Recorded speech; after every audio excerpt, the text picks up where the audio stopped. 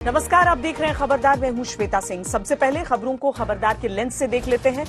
जिस तरह थोड़े समय के अंतराल के बाद फोन अपना रूप रंग बदलकर लॉन्च होते हैं, उसी तरह कोरोना वायरस का नया वर्जन दुनिया के न चाहते हुए भी लॉन्च हो चुका है और भारत सहित 17 देशों में फैल चुका है। 2019 में जिस वायरस के संक्रमण की शुरुआत हुई, उसने 2020 को बर्बाद कर दिया। अब 2020 के अंत में जब कोरोना वायरस नए रंग रूप में सामने आया है, तो पूरी दुनिया परेशान और आशंकित है।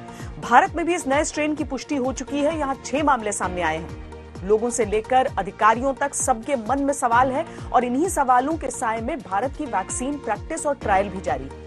इसके बाद आपको ऑस्ट्रेलिया के मेलबर्न में क्रिकेट के मैदान पर ले चलेंगे, जहां टेस्ट मैच में टीम इंडिया के प्रदर्शन से ऑस्ट्रेलिया का सर चकरा गया।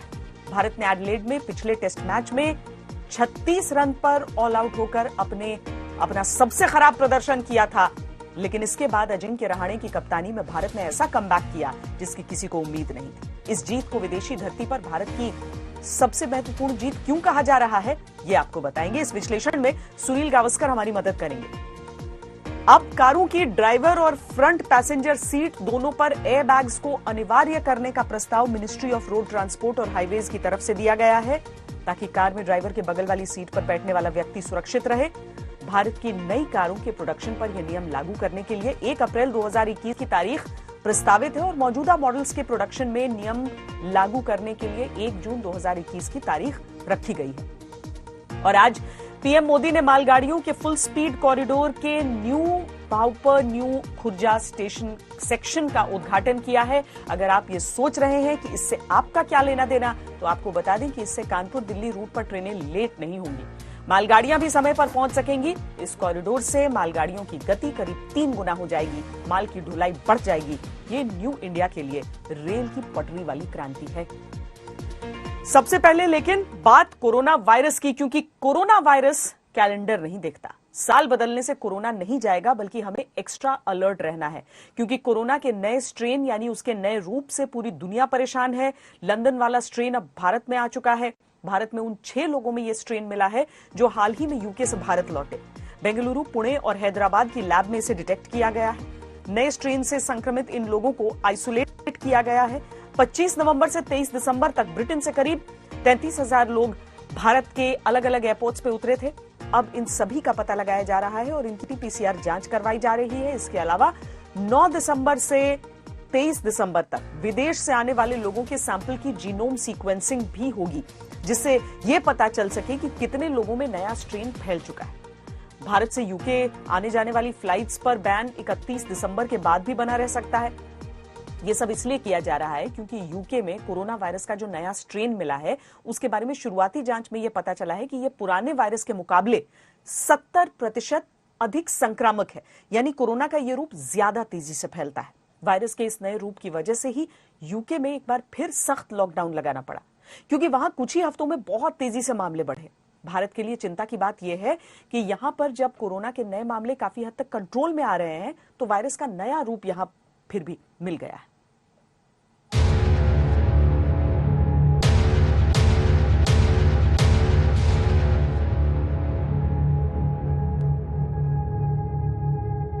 कोरोना वायरस के नए स्ट्रेन से पूरी दुनिया में हड़कंप है, क्योंकि अब ये सिर्फ ब्रिटेन में नहीं रह गया है। लंदन जैसा स्ट्रेन कम से कम 17 देशों में फैल चुका है। इन देशों में नए कोरोना के मामले मिलने लगे हैं। भारत की भी चिंता बढ़ गई है, क्योंकि इस लिस्ट में अब भारत का नाम भी जुड़ गया है। यहाँ इस कोरोना के 6 नए मामले मिले हैं। सवाल ये है कि कोरोना का ये नया रूप भारत में कितना फैला है। क्या ये आगे नई मुश्किलें खड़ी कर सकता है? क्या इससे यूके की तरह ही यहाँ कोरोना के मामले और तेजी से बढ़ेंगे? इस पर हमें इस वक्त कितना सावधान रहना होगा? This variant has traveled to other countries, several countries, but also to India. And therefore, this variant, this particular virus strain, may have its own run, and we have to be very, very careful, very careful. A new virus or a new type of virus enters. It is easy to suppress that virus in the beginning, because कम लोगों में होगा, कम spread है उसका, फैला नहीं है, chain of transmission छोटी है। वायरस का नया रूप खतरनाक तो नहीं है, लेकिन ये तेजी से संक्रमण फैलाता है, ज्यादा से ज्यादा लोगों को बीमार करता है। अगर इसने भारत को अपनी चपेट में लिया तो संक्रमण के मामले और बढ़ेंगे, चुनौतियां और बढ़ेंगी। क्योंकि ये वक्त ऐसा है जब 6 महीने में पहली बार कोरोना के नए मामले सबसे कम आ रहे हैं। पिछले 24 घंटे में करीब 16,000 ही नए मामले आए। पिछले 8 दिन से कुल एक्टिव केस लोड भी 3 लाख से कम है। इस वक्त करीब 2,68,000 लोग पूरे देश में संक्रमित हैं, जिनका इलाज चल रहा है। ऐसे वक्त में जब कोरोना से लड़ाई में चुनौतियां कुछ कम हुई हैं, नए स्ट्रेन से सबकी चिंता बढ़ गई है। स्वास्थ्य मंत्रालय तुरंत एक्शन में आ गया है।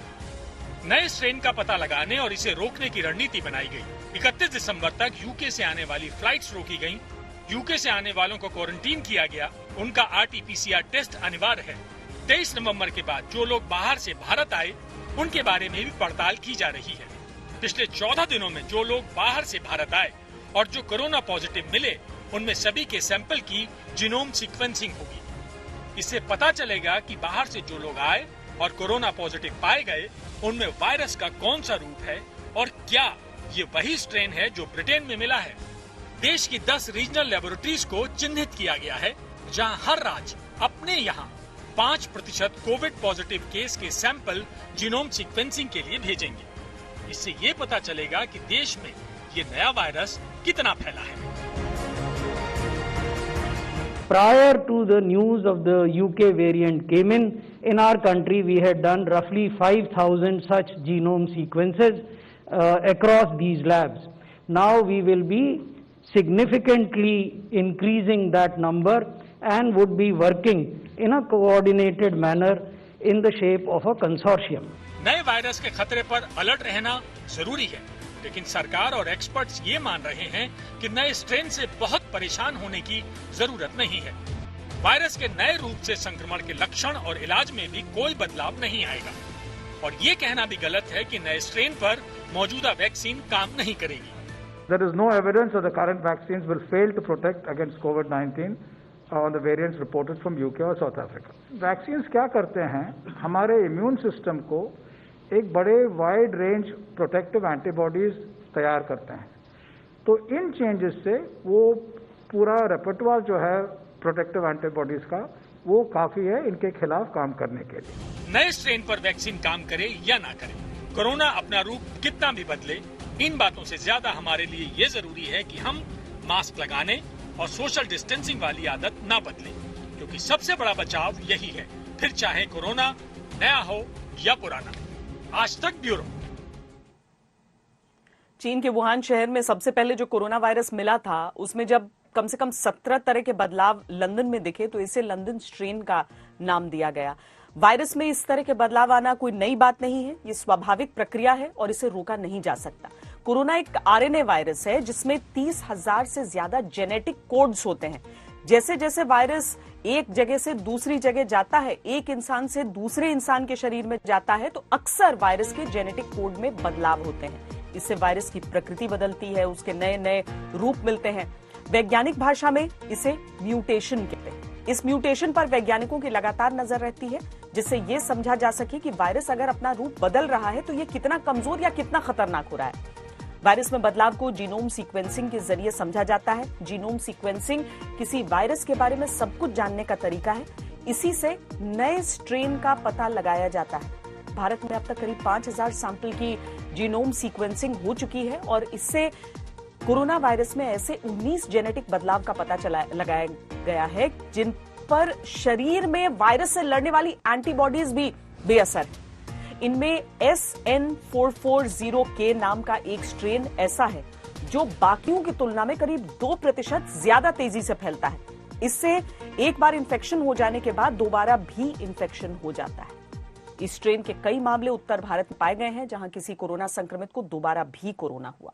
दक्षिण भारत में आंध्र प्रदेश में इस स्ट्रेन के काफी मामले मिले। नए स्ट्रेन के बाद लगातार ये सवाल पूछा जा रहा है कि क्या मौजूदा वैक्सीन ही नए स्ट्रेन पर काम करेगी या फिर कंपनियों को नए स्ट्रेन के हिसाब से मौजूदा वैक्सीन में कोई बदलाव करने होंगे। अभी तक एक्सपर्ट्स यही मान रहे हैं कि वैक्सीन में बदलाव करने की जरूरत नहीं होगी। भारत सरकार ने भी यही कहा है कि नए स्ट्रेन पर हर वैक्सीन काम करेगी, यानी मौजूदा वैक्सीन पुराने वायरस पर जो असर करेगी वही असर वायरस के नए रूप पर भी करेगी। फिर भी दवा कंपनियां एक्टिव हैं। अमेरिका की दवा कंपनी नोवावैक्स ने ब्रिटेन में मिले नए वेरिएंट पर टेस्टिंग शुरू कर दी है। कुछ हफ्ते में ही इसके नतीजे आने की उम्मीद जताई गई है। अमेरिकी कंपनी फाइजर और मॉडर्ना भी नए स्ट्रेन पर टेस्टिंग शुरू कर चुके हैं। इससे पुख्ता तौर पर यह पता चल जाएगा कि नए स्ट्रेन पर वैक्सीन का कितना असर होगा और वैक्सीन नए स्ट्रेन को खत्म कर पाएगी या नहीं। ऑक्सफोर्ड और एस्ट्राजेनेका की वैक्सीन के बारे में भी दावा किया गया है कि यह वैक्सीन भी नए स्ट्रेन के खिलाफ प्रभावी होगी। ऑक्सफोर्ड की वैक्सीन को गुरुवार से पहले ब्रिटेन में मंजूरी मिल सकती है। भारत में भी इसी वैक्सीन को इमरजेंसी इस्तेमाल के लिए मंजूरी दिए जाने का इंतजार है। भारत में अभी किसी वैक्सीन को अंतिम मंजूरी नहीं मिली है, लेकिन वैक्सीनेशन ड्राइव चलाने के लिए तैयारी पूरी हो चुकी है। देश के 4 राज्यों के 7 जिलों में 2 दिन का मॉक ड्रिल चला है। इसे स्वास्थ्य मंत्रालय ने सफल बताया है। वैक्सीन पहुंचाने वाले सिस्टम की टेस्टिंग आज कैसी रही, इसकी ग्राउंड रिपोर्ट आपको दिखाते हैं।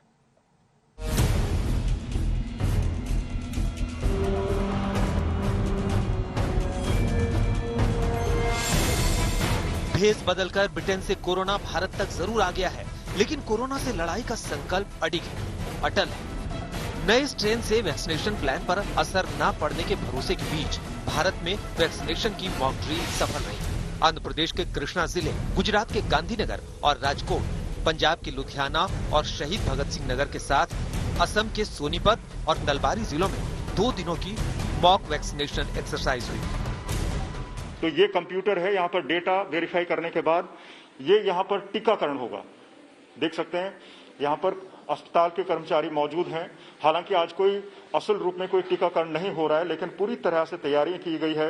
ये वैक्सीनेशन का बॉक्स है, सिरिंजेस यहाँ पे रखी गई है, डिटेल्स यहाँ पर पूरी रखी गई है। जितने भी बेनिफिशरीज हैं उनकी लिस्ट यहाँ पर उनके सामने है। जितने बेनिफिशरीज को टीका लगेगा उस तरह टिक मार्क यहाँ पे किया जाएगा। और यहाँ पर टीका लगाने के बाद जो बेनिफिशरीज हैं, लाभार्थी हैं, उनको यहाँ से होते हुए एक वेटिंग रूम में जाना होगा। देख सकते हैं उधर वेटिंग रूम है और इस वेटिंग रूम में उनको आधा घंटा कम से कम इंतजार करना होगा। अस्पताल के कर्मचारी यहाँ पर मौजूद हैं, बेनिफिशरीज यहाँ पर बैठे हुए। टीका लगाने के बाद उनके ऊपर नजर रखी जाएगी कि क्या टीका लगाने के बाद उनको कोई रिएक्शन तो नहीं हो रहा है, उनको कोई दिक्कत तो नहीं आ रही है। अगर कोई दिक्कत आती है तो अस्पताल के कर्मचारी उसका निराकरण करेंगे। जो वैक्सीन के लिए लोग आएंगे तो वो भी सोशल डिस्टेंस रखे, उसका ये पूरा प्रयास यहाँ पे उसके लिए पूरी अरेंजमेंट की गई है। साथ ही जब वो आएंगे तो यहाँ पे उनके लिए ये वेटिंग लॉन्च बनाया गया है कि जो लोग यहाँ पे आएंगे, जो हेल्थ वर्कर्स हो या आम जनता हो, तो उनको लिए यहाँ पे ये वेटिंग लॉन्च रहेगा। साथ ही जो उनके लिए वैक्सीन है, ये वैक्सीनेशन रूम बनाया गया है और यहाँ पे सारे लोग आएंगे जिनको वैक्सीन देना है। जो हेल्थ वर्कर यहाँ पे रहेंगे, उन हेल्थ वर्कर को यहाँ पे आप देख सकते हैं कि जो वैक्सीन है, वैक्सीन के लिए ये पूरा ड्राई रन है, तो पूरी तैयारी यहाँ पे की गई है।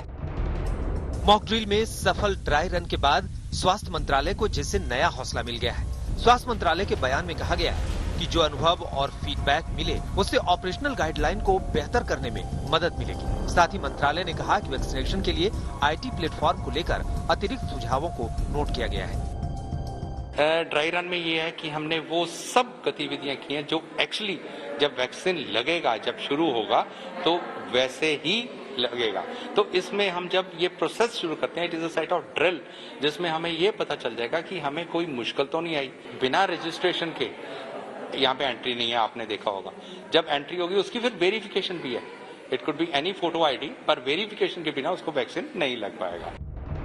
4 राज्यों में हुई कोरोना वैक्सीनेशन की ड्राई एक्सरसाइज में जिला कलेक्टर और उनके साथ जिले और ब्लॉक टास्क फोर्स को पूरी तरह जिम्मेदार बनाया गया था। यानी सरकार इस मॉक ड्रिल को सफल वैक्सीनेशन का हिस्सा मानकर चल रही है।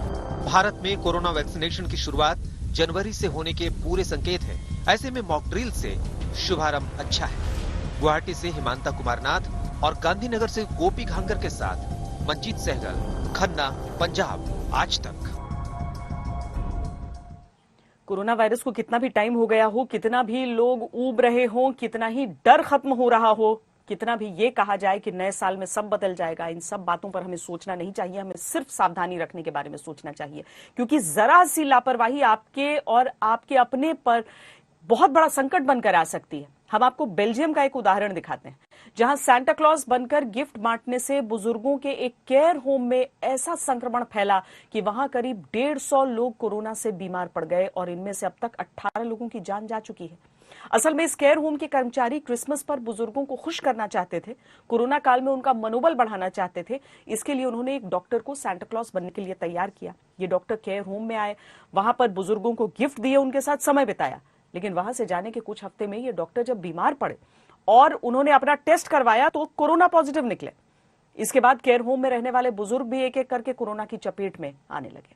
बताया जा रहा है कि जब टीएमसी कार्यकर्ता धर्मेंद्र सिंह अपनी बाइक से शाम को एक साथी के साथ घर जा रहे थे, तभी पीछे से एक बाइक पर सवार लोगों ने 5 राउंड फायरिंग की। हमारे साथ इस समय हमारी संवाददाता मनोज्ञा लोईवाल जुड़ रही है। मनोज्ञा, एक तरफ तो वो राजनीतिक किलिंग्स जिसे लेकर कभी बीजेपी कभी टीएमसी एक दूसरे पर उंगली उठाते हैं, और उसके बाद ये बवाल, क्या है परिस्थितियां इस समय, क्या है स्थिति? जो बी गार्डन इलाके में दुकानें थी, परिस्थिति इस समय काफी जो आउट ऑफ कंट्रोल है। तो वहीं दूसरी ओर तृणमूल कांग्रेस के नेता जो 29 नंबर वार्ड के वहां के मेंबर थे, कार्यकर्ता भी रहे हैं कई वर्षों से, धर्मेंद्र सिंह की हत्या के बाद जहां एक और आरोप प्रत्यारोप का दौर शुरू हो गया है। मंत्री अरूप रॉय ने साफ कहा है कि उनकी हत्या कर दी गई है। तो बीजेपी ने कहा है कि ये वही नेता हैं जिनके पास हथियार मिले थे कुछ दिन पहले एक रक्तदान शिविर में। लेकिन तृणमूल कांग्रेस ने तब उनको इसलिए कहकर डिफेंड कर दिया था, ये कहकर कि उन्हें सारे हथियार उनके पास लाइसेंस थे। लेकिन आज जो फायरिंग हुई है, इसके बाद आगजनी की घटना इलाके में अभी भी काफी उत्तेजना है, लोगों में परेशानियां हैं और बाइक्स में आग लगाई जा रही है, बसों को रोका जा रहा है और लगातार तोड़फोड़ भी हो रही है। जी, बहुत शुक्रिया मनोज्ञा लोईवाल इस जानकारी के लिए। तो अतिरिक्त बलों को वहां पर लगाया गया है ताकि स्थिति को काबू में रखा जा सके। लेकिन अभी जैसा कि मनोज्ञा भी दिखा रही हैं और तस्वीरें हम आपको दिखा रहे हैं, अभी तनाव काफी बना हुआ है। अगली खबर का रुख करते हैं, खेल के मैदान की ओर चलते हैं। एडिलेड में 36 रन पर ऑल आउट होकर भारतीय टीम ने सबसे खराब प्रदर्शन किया था, लेकिन उस दाग को मेलबर्न में भारतीय टीम ने अपने बेहतरीन प्रदर्शन के दम पर धो डाला। पहले टेस्ट की शर्मनाक हार का बदला शानदार तरीके से दूसरा टेस्ट जीतकर ले लिया है। एडिलेड टेस्ट में तीसरे ही दिन भारतीय टीम ऑस्ट्रेलिया से हार गई थी और मेलबर्न में चौथे दिन भारतीय टीम ने ऑस्ट्रेलिया को हरा दिया। एडिलेड में ऑस्ट्रेलियाई टीम ने 8 विकेट से भारत को हराया था। मेलबर्न टेस्ट में भारतीय टीम ने ऑस्ट्रेलिया को 8 विकेट से शिकस्त दी और इस तरह भारत और ऑस्ट्रेलिया के बीच 4 टेस्ट की सीरीज 1-1 से बराबर हो गई है। भारत की पिछली हार बेहद खराब थी, लेकिन ये जीत बहुत खास है, खासकर अजिंक्य रहाणे के लिए, जिन्होंने नियमित कप्तान विराट कोहली की गैर मौजूदगी में बतौर कप्तान अपना पहला टेस्ट शतक बनाकर भारत को यह जीत दिलाई। 36 रन पर आउट होने वाली भारतीय टीम ने अगली ही मैच में जिस तरह से कमबैक किया है, यह जीत लंबे समय तक याद की जाएगी। इसके लिए रहाणे की कप्तानी की जितनी तारीफ की जाए कम है। उन्हें पहली पारी में बेहतरीन 112 रन बनाने के लिए मैन ऑफ द मैच चुना गया। इस जीत के साथ रहाणे ने एक रिकॉर्ड बनाया है, वो 3 टेस्ट में कप्तानी कर चुके हैं और तीनों जीते हैं। ऐसा करने वाले वो दूसरे भारतीय कप्तान बन गए हैं। उन्होंने पूर्व भारतीय कप्तान महेंद्र सिंह धोनी के रिकॉर्ड की बराबरी की है। धोनी ने भी बतौर कप्तान अपने शुरुआती तीनों मैचों में टीम इंडिया को जीत दिलवाई थी, इसीलिए रहाणे की हर कोई तारीफ कर रहा है। इसी मैच में रहाणे को क्रिकेट ऑस्ट्रेलिया ने जॉनी मुलॉक मेडल से भी सम्मानित किया है। अजिंक्य रहाणे ये मेडल पाने वाले पहले क्रिकेटर बने हैं। दरअसल क्रिकेट ऑस्ट्रेलिया ने पहले ही तय किया था कि बॉक्सिंग डे टेस्ट मैच के मैन ऑफ द मैच को इस मेडल से सम्मानित किया जाएगा। इस मेडल का नाम 152 साल पहले ऑस्ट्रेलियाई कप्तान रहे जॉनी मुलाग के नाम पर रखा गया है। वो पहली बार विदेश दौरे पर जाने वाली ऑस्ट्रेलियाई टीम के कप्तान थे। उनकी अगुवाई में वर्ष 1868 में टीम ने ब्रिटेन का दौरा किया था। ये टीम अंतर्राष्ट्रीय दौरा करने वाली पहली ऑस्ट्रेलियाई टीम थी। इस दौरे में उन्होंने 47 में से 45 मैच खेले थे और 1698 रन बनाए थे। मुलाग ने 1866 में मेलबर्न क्रिकेट ग्राउंड पर एक बॉक्सिंग डे टेस्ट भी खेला था और अब यहीं पर अजिंक्य रहाणे ने शतक बनाकर टीम इंडिया को जीत दिलाई। पहले मैच में 36 रन के ऐतिहासिक न्यूनतम स्कोर पर सिमटने वाली टीम को अगले ही मैच में बराबरी पर लाकर खड़ा कर दिया। यह कोई आसान काम नहीं था, लेकिन रहाणे ने कर दिखाया। इस मौके पर हम आपको रहाणे के एक पुराने इंटरव्यू के कुछ अंश दिखाना चाहते हैं। इसमें आपको अजिंक्य रहाणे की शख्सियत के कई रंग दिखेंगे। Ajinkya Rahane, welcome to Jab We Met. Thank you. So nice to have you on the show. Thank you for joining us. मैं हमेशा ये सोचता अजिंक्य कि जब प्लेयर कोई ब्रेक पे होता है कितना मुश्किल रहता है इंटेंसिटी को मेंटेन करके रखना, because suddenly you will be in a big ground, big pressure, big match, big tournament, and then before that लंबा ब्रेक चल रहा है, तो कैसे आप मेंटेन करके रखते हो मोटिवेशन और फोकस? आई थिंक जरूर एक चैलेंज होता है कि एज अ प्लेयर जब आप ब्रेक पे होते हो आपको कैसे आपका फिटनेस के ऊपर ध्यान देना है, कैसे आपके बैटिंग स्किल के ऊपर वर्क करना है। और जब आप कंट्री के लिए खेलते हो आपको कोई और मोटिवेशन की जरूरत नहीं होती है। पर्सनली मैंने हमेशा से कोशिश करता हूँ कि कैसे मैं अपने फिटनेस के ऊपर काम करूँ, क्योंकि थ्रू आउट द ईयर हम लोग क्रिकेट खेलते हैं। कि जब आप बैटिंग करते हो आपके हिसाब से आप में और इस जनरेशन के बाकी प्लेयर्स में टेक्निक, टेम्परामेंट और आउटलुक में क्या फर्क है? देखिए हर एक का टेक्निक अलग अलग है, हर एक का टेम्परामेंट अलग अलग है। और आई थिंक इस खेल की ब्यूटी यही है कि आप किसी को कॉपी ना करें। तो इसलिए मैंने आपको कहा कि मैं शायद किसी को कॉपी नहीं कर सकता हूँ। कि जो मेरी स्ट्रेंथ है, यस मैं छक्के भी मार सकता हूँ, चौके भी मार सकता हूँ, लेकिन जहाँ पे आपको स्ट्राइक भी रोटेट करने हैं वहाँ भी स्ट्राइक भी रोटेट कर सकता हूँ। तो आई थिंक आपको खुद का जो गेम प्लान है उसको बैक करना होता है, खुद के जो स्ट्रेंथ है उसको बैक करना होता है। और आजकल की जनरेशन मतलब आप कहते हैं T20 की वजह से बहुत सारी पावर हिटिंग आई है, लेकिन मैं मानता हूँ कि पावर हिटिंग यस इंपॉर्टेंट है।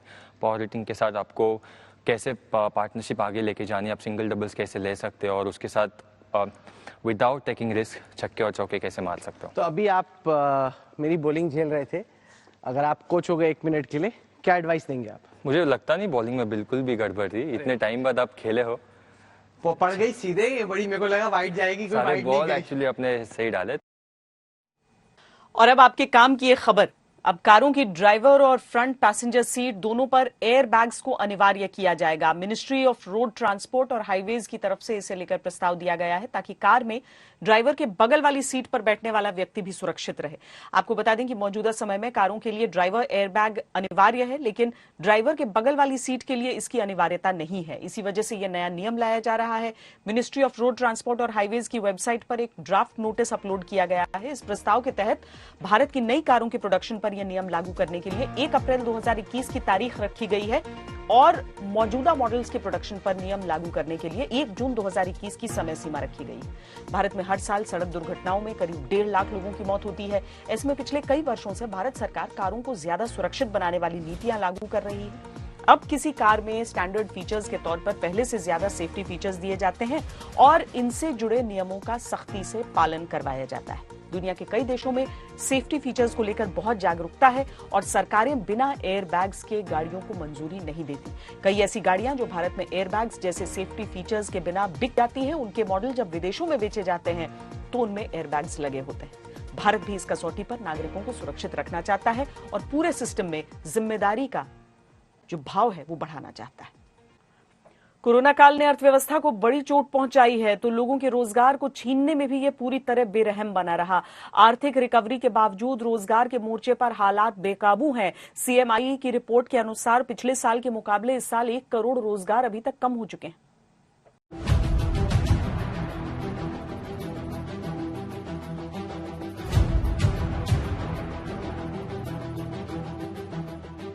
आर्थिक रिकवरी के दावों पर रोजगार संकट ने सवाल खड़े कर दिए हैं। जिस फेस्टिवल सीजन वाली तिमाही को इकोनॉमी में जोश भरने का फॉर्मूला माना गया, उसमें भी नौकरियों के हालात में मामूली बदलाव ही देखने को मिला।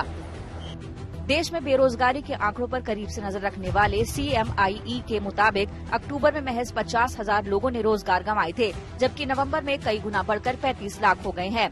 CMIE के कंज्यूमर पिरामिड हाउस होल्ड के सर्वे के मुताबिक नवंबर में कुल 39.36 करोड़ नौकरियां थी। ये मार्च 2020 तिमाही के मुकाबले 1 करोड़ कम है। यानी रोजगार के मामले में हालात दिनों दिन भयानक होते जा रहे हैं। इस साल वैसे तो कोरोना के कहर के बीच सबसे ज्यादा नुकसान रोजगार का ही हुआ था। लॉकडाउन के बीच पहली तिमाही में रोजगार में 20.3% की गिरावट आई थी। दूसरी तिमाही में अर्थव्यवस्था में रिकवरी शुरू होने से इसमें महज 3.5% की गिरावट दर्ज की गई। वैसे कहा जा रहा है कि अर्थव्यवस्था में रिकवरी तो दिखाई दे रही है, लेकिन इसकी स्पीड कम हो गई है, जिससे नौकरियों के जाने के ये हालात बने हैं। CMIE के मुताबिक दिसंबर के पहले 3 हफ्तों में ज्यादा से ज्यादा लोगों ने नौकरियों की तलाश की। इससे नवंबर की तुलना में कुल रोजगार में मामूली सुधार हुआ, लेकिन इससे पहले 3 हफ्तों में बेरोजगारी की दर में भी इजाफा हुआ। एक तरफ रोजगार की दर नवंबर में 37.4% से मामूली रूप से बढ़कर 3 हफ्तों के औसत 37.5% पर पहुंच गई है, तो दूसरी तरफ बेरोजगारी की दर इस मियाद में 6.5% से बढ़कर 9.5% हो गई है। अब अगर दिसंबर में बचे इन 2 दिनों में संख्या में ज्यादा उतार चढ़ाव नहीं होता है तो अनुमान है कि तीसरी तिमाही के आखिरी तक रोजगार की संख्या करीब 39.5 करोड़ है। वहीं अक्टूबर दिसंबर 2019 में देश में कुल 40.5 करोड़ रोजगार थे, यानी अक्टूबर दिसंबर 2020 में रोजगार 2.5% कम हुआ है। रोजगार और आर्थिक विकास का एक दूसरे के साथ गहरा नाता है, इसलिए अनुमान लगाया जा रहा है कि इस तिमाही में जुलाई सितंबर तिमाही के मुकाबले कम गिरावट दर्ज की जाएगी। अभी तक हॉस्पिटैलिटी समेत कई सेक्टर्स में काम पूरी तरह से शुरू नहीं हुआ है, हालांकि घर से काम करने की प्रक्रिया जारी है। ऐसे में माना जा रहा है कि जब इकोनॉमी के सभी पहिए पूरी तरह से दौड़ने लगेंगे तो हो सकता है कि रोजगार में तेजी आ जाए। ब्यूरो रिपोर्ट, आज तक।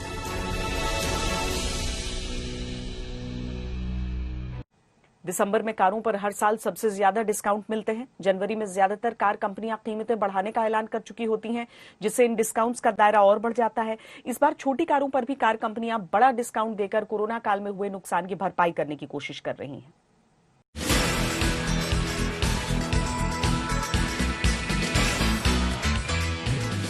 – 2020 खत्म होने को है, लेकिन सस्ती कार खरीदने का भी ये आखिरी मौका है।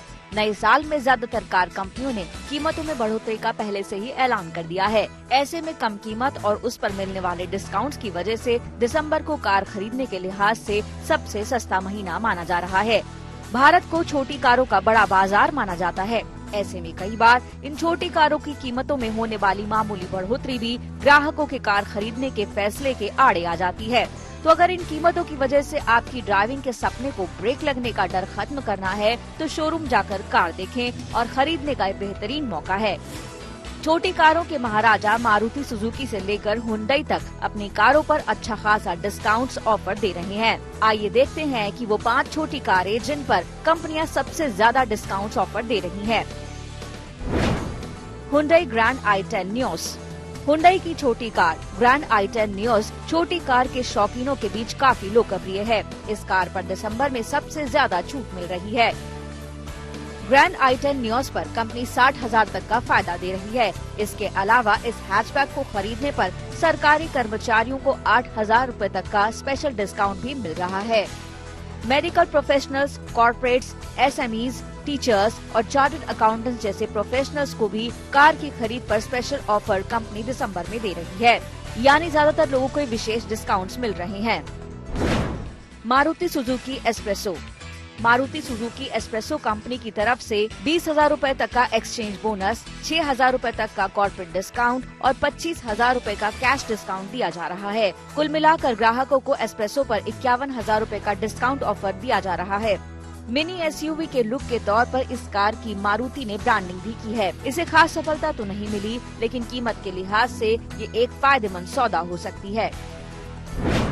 Maruti Suzuki Celerio. मारुति की एक और छोटी कार सेलेरियो ग्राहकों के बीच खास पैठ तो नहीं बना पाई है, लेकिन इस कार का मार्केट अब तक बरकरार है। कंपनी ग्राहकों को इस कार को खरीदने पर 51,000 रूपए तक का डिस्काउंट ऑफर दे रही है।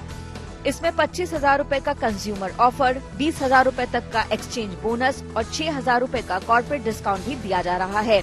जाहिर है अगर ये कार आपकी जरूरतों पर खरी उतरी तो फिर इसे खरीदने का ये शानदार मौका हो सकता है। Hyundai Santro.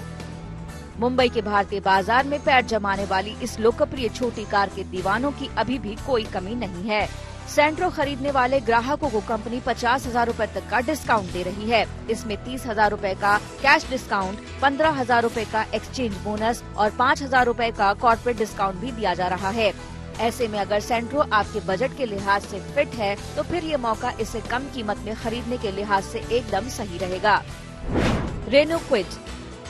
रेनो की छोटी कार क्विड अपनी कम कीमतों की वजह से बिक्री के मामले में कई कारों से बेहतर है। क्विड खरीदने वाले ग्राहकों को 45,000 रूपए का डिस्काउंट दिया जा रहा है। इसमें 9,000 रूपए का कॉर्पोरेट डिस्काउंट, ग्रामीण ग्राहकों के लिए स्पेशल ऑफर और 0% इंटरेस्ट रेट का ऑप्शन भी मिल रहा है। यानी कीमतों में कमी के अलावा EMI का बोझ भी इस कार को खरीदने वालों पर ना के बराबर पड़ेगा।